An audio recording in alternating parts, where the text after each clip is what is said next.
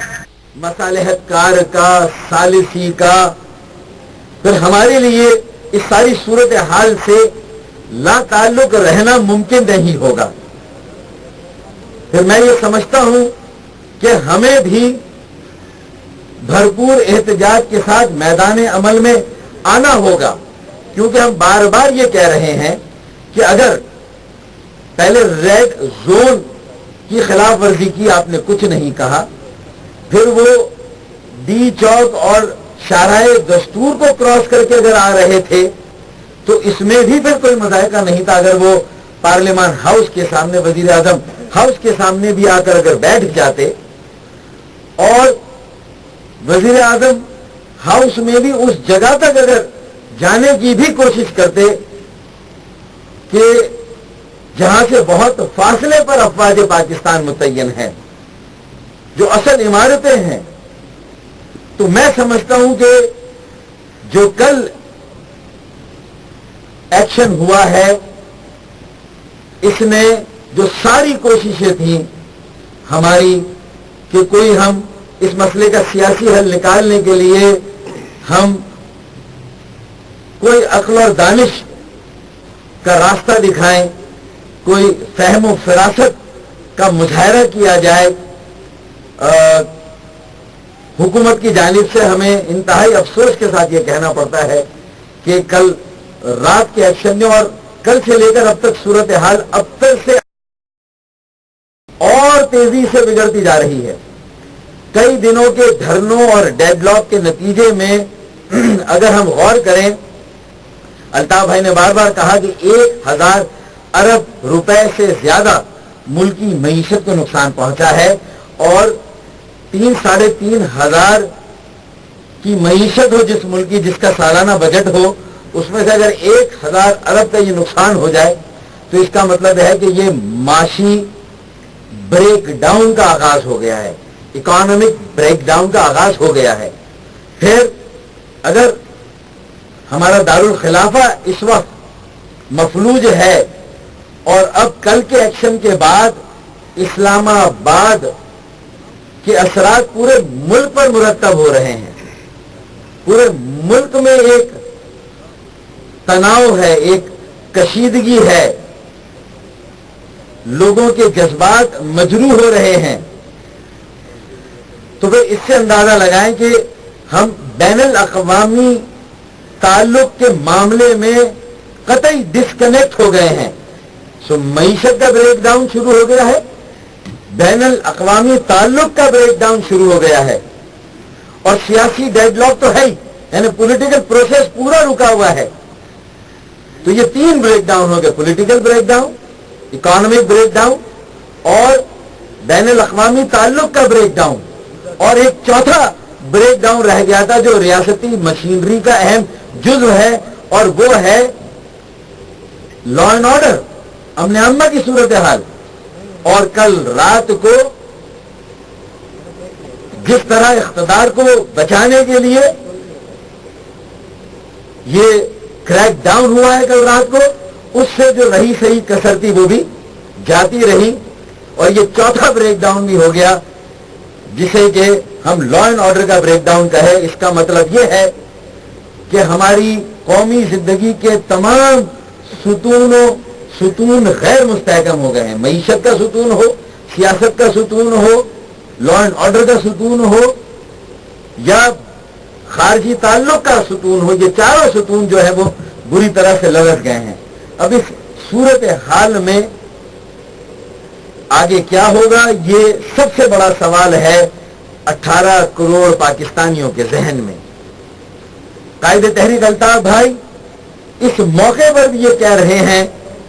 کہ وزیر اعظم اور حکومت پارلیمان پر اعتماد کرتے ہوئے پارلیمان سے کہے کہ وہ اس کا کوئی حل تجویز کرے، اور پارلیمان اگر اس وقت جو صورتحال ہے، اگر اس میں کوئی اور وزیر اعظم اس میں منتخب اگر کر سکتی ہے تو یہ موقع نظام کو ہمیں دینا چاہیے. یہ آئینی حل ہے، یہ سیاسی حل ہے، یہ جمہوری حل ہے.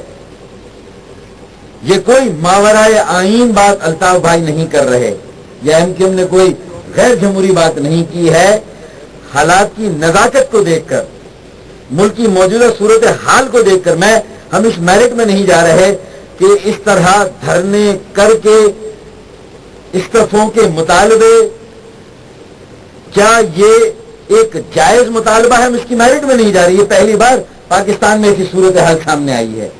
آئندہ کے لیے آپ سدے باب کر لیجئے، لیکن اس وقت آپ ملک کو اس بحران سے کیسے نکالیں گے؟ یہ جو گولیاں برسائی جا رہی ہیں،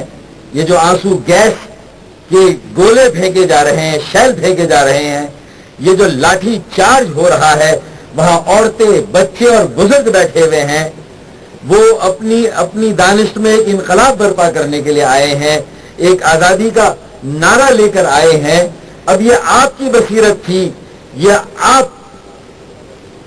کے اوپر منحصر تھا کہ آپ اس کا حل نکالتے، اور ہم نے آپ کی اس میں پوری مدد کی۔ ہمارا کردار تاریخ میں رقم ہے۔ آپ نے تو کل کے ایکشن سے جو آپ کے مخالفین یہ آپ پر الزام لگاتے ہیں کہ آپ کا مینڈیٹ جائز مینڈیٹ نہیں ہے، تو آپ نے تو خود کل کا ایکشن کر کے اپنے جائز مینڈیٹ کو متنازع بنا دیا۔ آپ نے خود اس کے اوپر ایک سوال کھڑا کر دیا ہے کل جو ایکشن ہوا ہے۔ اب اس صورتحال پر الطاف بھائی اور رابطہ کمیٹی جو ہے وہ اس نے 24 گھنٹے ہم مانیٹرنگ کر رہے ہیں، ہم نے نگاہ رکھی ہوئی ہے، ہم مسلسل صلاح مشورہ کر رہے ہیں، اور جو بھی ہمارا آئندہ کا لاہے عمل ہوگا ہم اس میں اس کا بھی جیسے جیسے جو صورتحال ہوگی ہم اس کا اعلان کریں گے۔ لیکن ہم نے آج یہ یوم سوگ بنا کر جو متاثرین ہیں، جو احتجاج کرنے والے ہیں، جن کو ان کے آئینی جمہوری حق سے محروم رکھا گیا، محروم کر دیا گیا، اور ایک لا اینڈ آرڈر کا بریک ڈاؤن ہو گیا، تو ہم یہ سمجھتے ہیں کہ ہم نے اس کی مذمت بھی کی ہے۔ پی اے ٹی اور پی ٹی آئی کے جو متاثرین کارکنان ہیں ان کے ساتھ اظہار یکجہتی بھی کیا ہے، پورے ملک میں یوم سوگ بھی منایا ہے، دعا بھی کی ہے، جو افراد جاں بحق ہوئے ہیں ان کے لیے مغفرت کی دعا بھی کی ہے، ان کے لواحقین سے اظہار تعزیت بھی کیا ہے، اور یہ دعا بھی کہ اللہ تعالیٰ حکومت وقت کو اور ہمارے حکمرانوں کو جو ہے وہ اللہ تعالیٰ جو ہے وہ اس بات کی توفیق دے کہ وہ اپنی سیاسی بصیرت کو استعمال کرتے ہوئے طاقت کے استعمال سے گریز کریں، طاقت کے استعمال کو روکیں، اور اس کا کوئی ایسا حل نکالے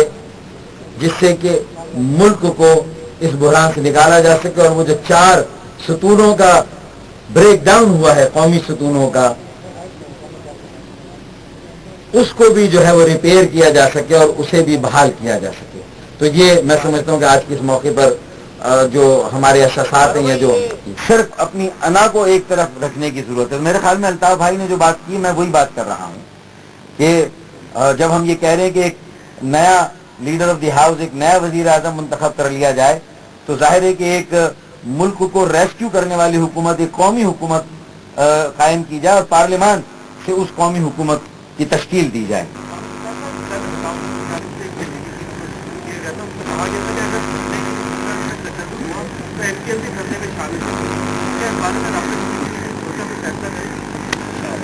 دیکھیں، ہماری مشاورت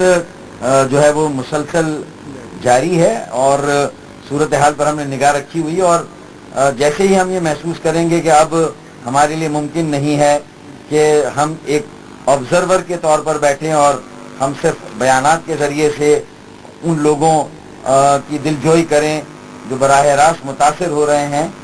جو کہ اپنا ایک مطالبہ لائے تھے، وہ کتنا جائز ناجائز میں اس کی میرٹ میں نہیں جا رہا ہوں، لیکن اس کو جس طرح ہینڈل کیا جا رہا ہے میں سمجھتا ہوں کہ وہ تشویشناک بات ہے، وہ خوفناک ہے۔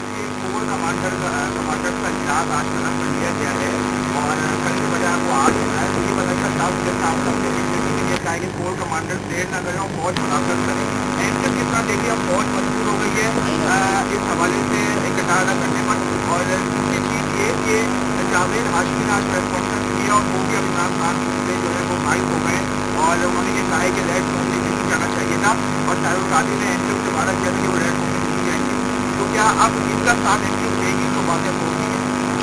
اب دیکھیں، ہم نے بہت واضح کیا ہے کہ جو مظاہرے کرنے والے اور احتجاج کرنے والے اور دھرنا دینے والے ہیں، ان کے مطالبات کی میرٹ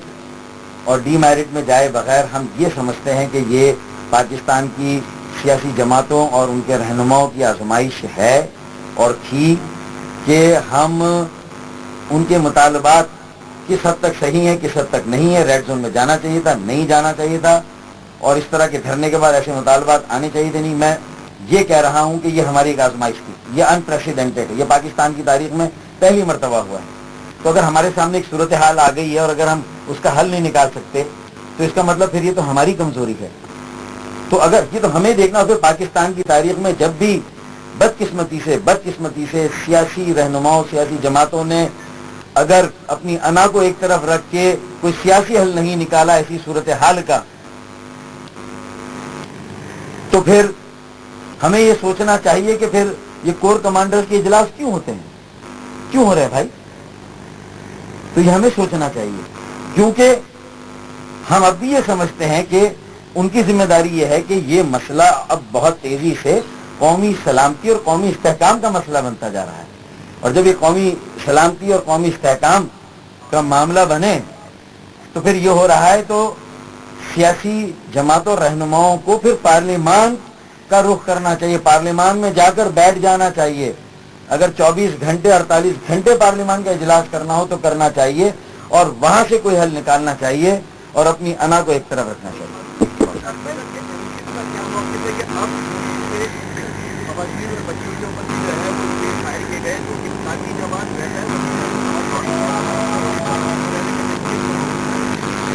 دیکھیں، اب اس کی ہم تفصیل میں جائیں اس سے کوئی فائدہ نہیں ہے۔ بہت ہی واضح طور پر ہمارے کسی رائے میں مطالبہ کیا گیا، ہم تو ایک رائے اور تجویز دے رہے ہیں، ماننا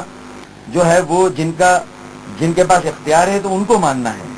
تو ہم نے تو ایک رائے دی ہے، ایک تجویز دی ہے جو موجودہ صورتحال میں اس کے علاوہ اور کوئی نہیں ہے کہ جس میں ملکی سلامتی کو بھی ہم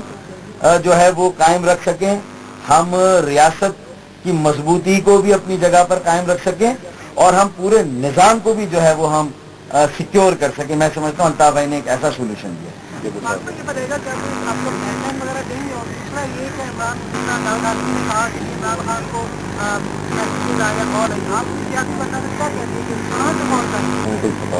دیکھیں، ڈائیلاگ سے کام چلا نہیں، ٹھیک ہے نا، ڈیڈ لاک پہلے ہی قائم ہو گیا، پھر الٹیمیٹم بھی ہوئے، اب تو یہ بالآخر الٹیمیٹلی والی سچویشن پر ہم چلے گئے نا، کہ اب وہ جو بالآخر اب کیا پوری قوم کو کرنا ہے، اور جو قوم کے رہنما ہے وہ کیا سب سوچ رہے ہیں، اب کیا مشورہ دے رہے ہیں، جو ارباب اقتدار ہیں، جو حکومت وقت ہے، اسے کیا مشورہ دے رہے ہیں، اب تو یہ دیکھنا ہے۔ پھر اس کے بعد اگر کوئی ایسی صورتحال ہوتی ہے جس کی کوئی خواہش نہیں رکھتا، جس کا کوئی مطالبہ نہیں کرتا، تو پھر میں سمجھتا ہوں کہ جاوید ہاشمی نے اپنی جگہ یہ بات کہی کہ ہم 10 سال تک 15 سال تک اپنی ایکسپلینیشن دیتے رہیں گے۔ اب اس ساری صورتحال کی تقسیم کے اس طرف کون ہے اس طرف کون ہے اس سے قطع نظر اس وقت ہمیں کوئی ایسا فیصلہ کرنا ہے جس سے کہ ہم پوری قوم کو، ملک کو ریسکیو کر سکیں، اس بحران سے نکال سکیں۔ بہت